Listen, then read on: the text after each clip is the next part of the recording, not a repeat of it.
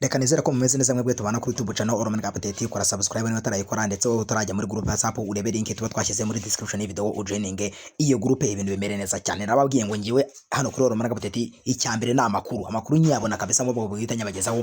Aha tuje muri Star X Network mining dukora KYC ubu gikorwa step by step nibyo ngiye kubereka, gusa mera kwitangazo babisoreye kugira ngo wumve ibisabwa n'ibyo usabwa gukurikiza ndetse nuko KYC bukorwe, ubundi narangiza nkakuyobora byose step by step. Sininda icyambere ugomba kumenya nuko application ugomba kubanza gukora update ya application irasabwa gukora update. Urajya kuri Play Store ubanza ukora update ya application yawe. Murabona ko baduhaye gukora, ngewe urabona iri open, namaze kugira gukora update. Wowe rero banza nyine ukora update ya application yawe ibe iri ku murongo kugira ngo uze ku accessinga future yo gukora KYC. Sininda ubwo ngiye guhera ku itangazo turisome ubundi noneho dukomeze n'ibindi. Icyambere noneho tugiye guhera ku itangazo nkuko mwabibuka bari barabitubwiye ko itariki 28 KYC igomba gutangira ndetse birabaye. Muriko murabyumva. We present to announce that the latest update for Star X Network has been successfully released, introducing key features for enhance the overall user experience. Ni kuvuga ngo nkuko bari barabitumenyesheje ko nyine bazasohora application nshyashya,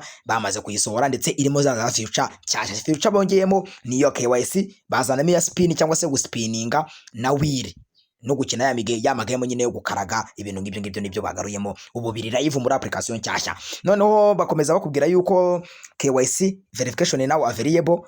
KYC is now officially live inside the app. User can complete the face verification through simple face verification process designed to be fast, secure and user friendly. No kuvuga ngo ubu tuvugana KYC bamaze kuyishyiramo muri application nshyashya nyine bamaze kuzana, ndetse buri wese ashobora kuyikora.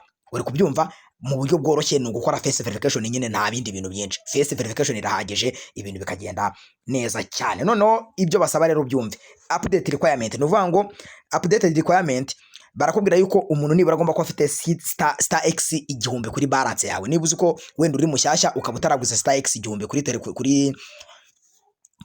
kuri account yawe balance, ubwo balance bavuga ni iyi ngiyi. Reba yanjye nk'ubu ngo bizo mfite, urabibona hano. Niba uzi ko kuri balance yawe atariho nibura coin 1000, umenye yuko nyine ntago bizakunda, ntago wakora KYC hano, ntago bikunda. Noneho ikindi bakakubwira yuko ugomba kuba nibura previous days active mining requirement has been removed. Nuvuga ngo basaba mbere mu mategeko bari basohoye, bari bavuze yuko nibura ugomba kumininga iminsi 7 yikurikiranye udasibagurika ukabona gukora KYC. Rero iyo future cyangwa se iryo tegeko bamaze kurikuraho. Nuvuga ngo icyo usabwa no kuba ufite zira coin 1000 kuri account yawe. Noneho bagakomeza bakubwira ngo how to access KYC, open app, tap menu, profile, tap to verify. Ubwo izo ni inzira ngiye kubayobora noneho tukanayikora step by step.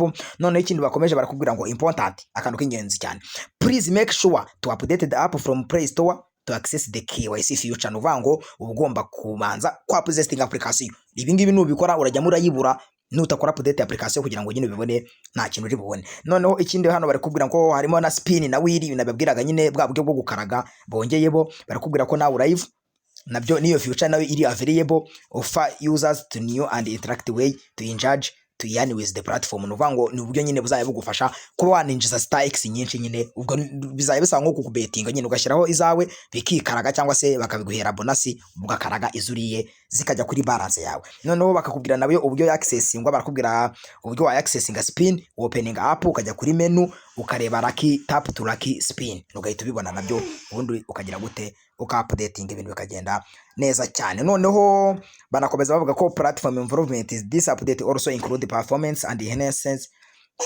and bug fixes to ensure smoother and more stable experience. Nyine ko application iraba imeze neza cyane, ibintu bimeze ku murongo, ndetse batanga link ya application nyine wa downloading application iri update. Murabona ko nabyo baba babishyizeho. Ubwo se tutinda tujye gute turebera hamwe noneho uburyo ki ukora KYC neza step by step. Ubwo rero turajya muri application yacu nyine ya mining nkuko nababwiye ko KYC yamaze gutangira. Ubwo tugiye gukora noneho KYC step by step. Uko nubiteye rero cyambere urabanza ujye hano kuri tuno dukoni dutatu dutambitse. Murabibona ko ari two batubwiye n'ubundi turi buceho. Noneho wamara kwaca ku bantu ba Lucky Spin, murabona ko bayongeyemo dore ngiyi ya spin batubwiraga. Murayibona ko yo yamaze kongerwamo. Iyi spin rero nyine niho waca ushaka kujya nyine ukaraga. Ubwo nabyo turaza kubyerekana nyuma tumaze gukora KYC. Ubwo KYC kugira ngo ikorwe tureba handitse ngo profile. Murabona hano handitse profile, ukakanda. Wamara kuza kwakanda bakwereka ibyawe byose nyine, email n'ibiki byose, ugascrollinga ukareba handitse ngo the identity verification cyangwa se KYC. murabona ko hahari, ubundi ugakanda verify. Ubwo ukimara gukanda kuri verify rero icyo ukora baguhereza verification y'isura, murabona ko iza. Ubwo reka nanjye nongera urumuri noneho ninyikore, murabibona bahita baguhereza gushyiramo nyine isura, ukemeza nuza yawe gufata video wayiro, ukemeza nyine ko wemera amategeko, ubundi ugashyiramo isura, ugategereza gatoya checking eligibility, bakareba ko wemerewe gukora KYC, urategereza checking eligibility.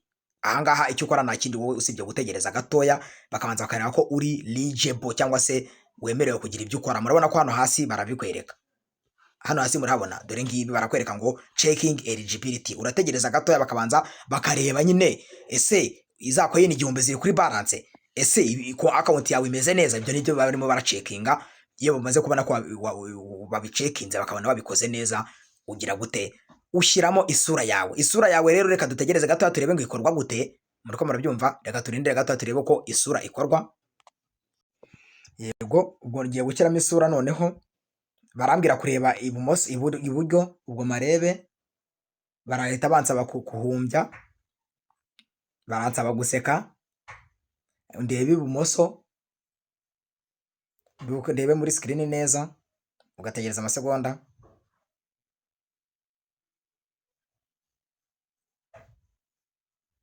Murabona ko KYC ibaye successful. Nuvuga ngo ni ibintu byoroshye cyane, ugenda ukurikirana utumessage baguhereza muri screen yabo. Nuvuga ngo utumessage baguhereza, murabona ko tuba duhari. Barakubwira ati reba ibumoso, ukarebayo, iburyo ukarebayo, bakakubwira haba hari akamenyetso nyine kakwereka niba ari iburyo ukarebayo, kakwereka niba ari ibumoso ukarebayo. Guseka barabikubwira, bashyiraga agastika kakwereka guseka. Niba ari uguhumbya bagashyira agastika ko guhumbya. Mwabonye ko byose bizamo ubundi KYC yawe ukabura yisoje. Murabona ko nta kintu kimwe kirimo kigoranyemo.